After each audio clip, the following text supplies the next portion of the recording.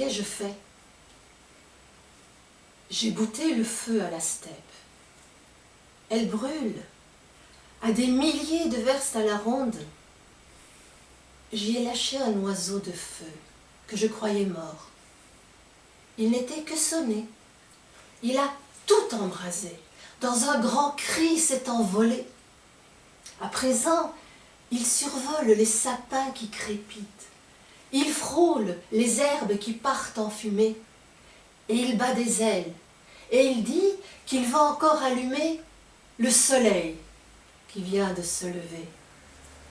Mon oiseau de feu, dans mon cœur russe, trop lourdement lesté. Mais à quoi ai-je pensé le jour où je l'ai ramassé dans une flaque encore tiède de sa chaleur qui couvait au cœur? Mon oiseau de feu, je l'ai mis dans une cage d'osier, sans porte forgée. J'ai caressé ses ailes, il n'a pas bronché. Seule une plume a frémi. Mon bel oiseau, lui ai-je dit, voler dans les steppes est dangereux. Seules les cages sont faites pour les oiseaux.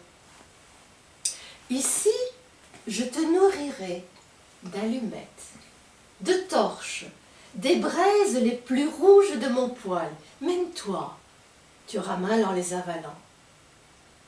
Regarde, la porte est entr'ouverte. Elle laisse passer l'air.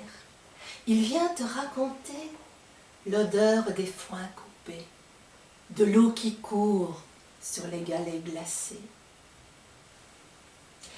Bien sûr, mon père me l'a raconté. Dans les contes russes, la princesse s'assied contre la tête entre les ailes de l'oiseau de feu. Ensemble, ils s'envolent par-dessus le bleu des océans vers le royaume aux coupoles d'or qui vit naître mon oiseau, mon prince charmant. Le pays des boyards aux cafetans cousus de diamants, des cosaques arrogants à la moustache sauvage, le sabre plus léger après chaque pillage. Mais qui croit encore au conte de son enfance? Même moi, j'hésite, je m'interroge, je pense, quel pope marierait d'un doigt un oiseau de feu avec une matrioshka? Hier, il racontait les grands brasiers sur la plage, crépitant jusqu'au ciel de larmes si bleues que même les bouleaux voulaient mourir pour eux. Les chevauchés à travers les nuages, au-dessus des bancs de cygnes blancs, égarés parmi des cerfs-volants, troués par le soleil incandescent d'éternels étés. Et puis, les promenades dans la forêt des mystères, aux doigts de fée, qui poussent dans la mousse douce parmi les baisers nains et les soupirs en buissons de satin. Et moi, dans l'ombre, j'écoutais les yeux fermés, je l'entendais approcher. J'ai murmuré, oui, oui, oui, pourquoi ne pas essayer une fois au moins dans ma vie de voler sur les ailes d'un oiseau enchanté? Aujourd'hui, je me dédouble, je me coupe en 1000 babas laborieuses, soucieuses de l'ignorer pour l'oublier, tandis que lui attend, perché sur mon lit, minuit que je me couche. Pour m'ensorceler, me donner confiance, il étale quelques plumes qu'il s'est arrachées, des plus fines, des plus douces, de ce dessous que je n'ose regarder. Puis il glisse sur mon cœur, sur ma bouche, 2 gouttes de rosée, volées à quelques roses dévergondées. Sur mes tabliers, mes oripeaux, Il dépose des voiles de jeunes nuages, des écharpes de soleil couchant parmi les flots. Et il glisse sur ma peau quelques perles reçues d'un vieux coquillage du fond de l'eau tiède du pays des grands oiseaux. Et dans mon isba, toute de guingois, encerclée par les vastes plaines grises d'avoir trop pleuré, je redeviens pour un instant, troublant, la tsarine de mes contes de fées. Au matin, je me suis réveillée. Ma fenêtre était brisée.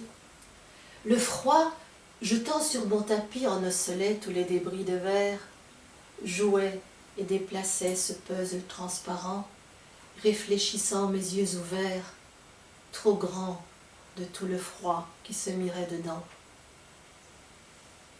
Le poêle était éteint, le pain transi, et même l'eau du samovar avait d'une ligne fine fendillé le métal gris.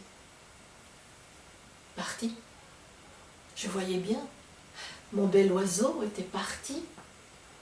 À tout hasard, pieds nus, j'ai vite couru ouvrir ma porte sur le dehors et j'ai crié à faire frémir tous les clochers de mon église aux bulbes défoncés.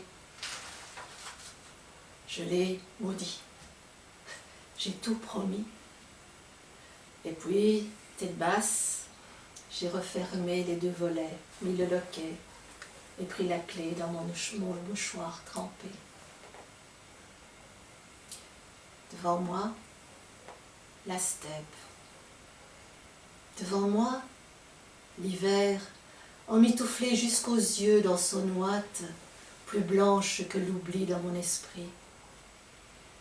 Et des vallonnements de verre et de cristal qui crissent sous le pas, qui grincent sous la dent, et sur les yeux, la neige aux doigts perlés. Au loin, un soleil rouge sang, gros comme mon poing, fouillait vers l'horizon tel un navire embrasé, cherchant à échapper en vain aux cendres d'une nuit de plomb vers l'océan, plus blanc que l'œuf premier, plus silencieux qu'un monde sans firmament.